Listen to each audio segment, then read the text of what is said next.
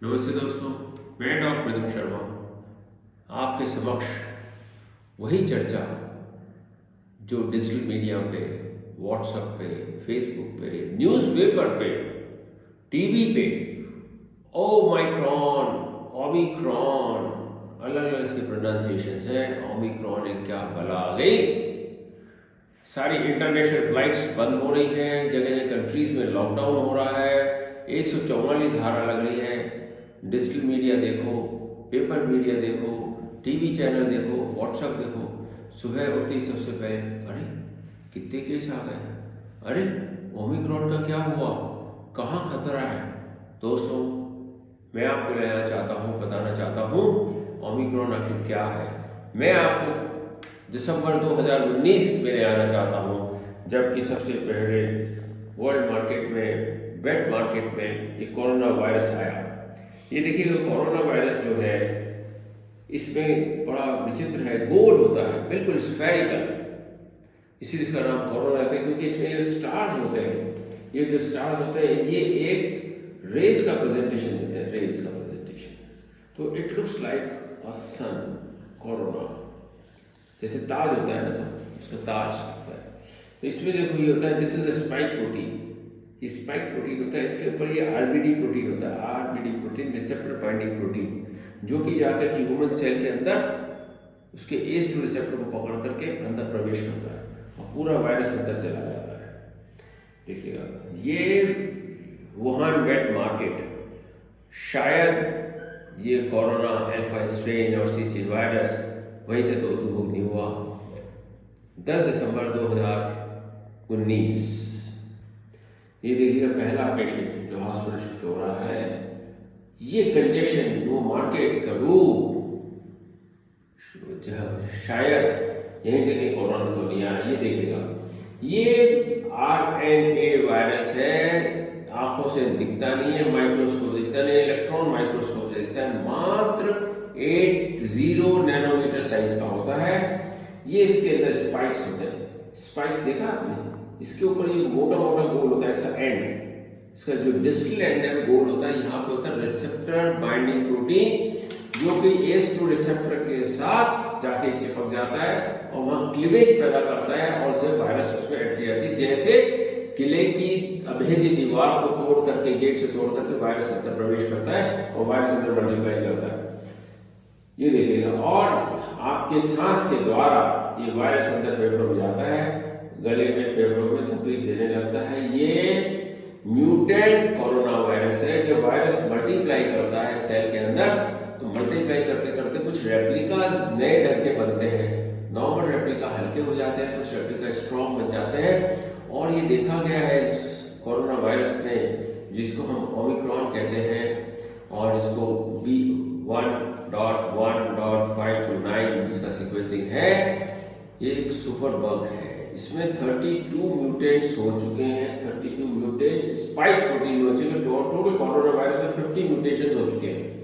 तो ये म्यूटेशन होते हुए it has become number 1 very contagious, मतलब ट्रांसमिसिबिलिटी इसकी बहुत स्ट्रॉन्ग हुई है। ओरिजिनल जो हमारा अल्फा स्ट्रेन से था, बीटा उससे दुगना हुआ, डेल्टा तिगना हुआ, ये उससे 12 टाइम्स अधिक ट्रांसमिसिबल है।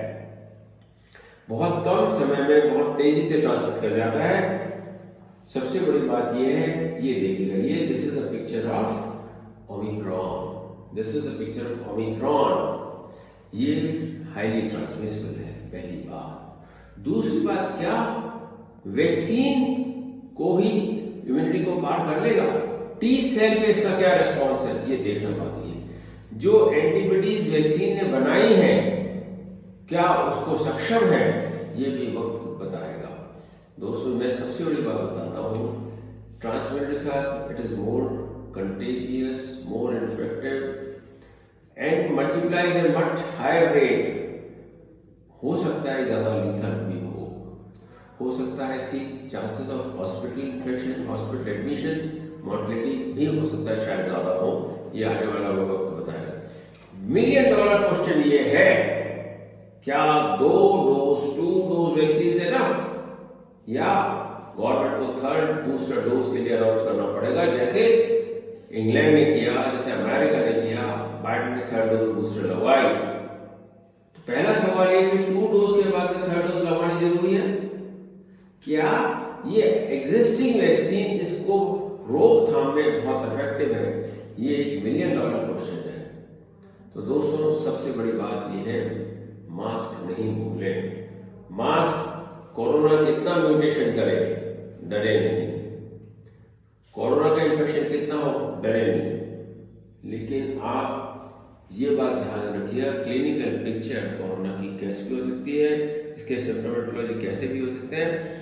मुख्य तौर पे RT-PCR में पकड़ में नहीं आएगा, क्योंकि RT-PCR नॉर्मली स्पाइक प्रोटीन को टेस्ट नहीं करता, ORF जीन को पकड़ता है, मेम्ब्रेन जीन को पकड़ता है, ई जीन को पकड़ता है, बट स्पाइक प्रोटीन को टेस्ट नहीं करता।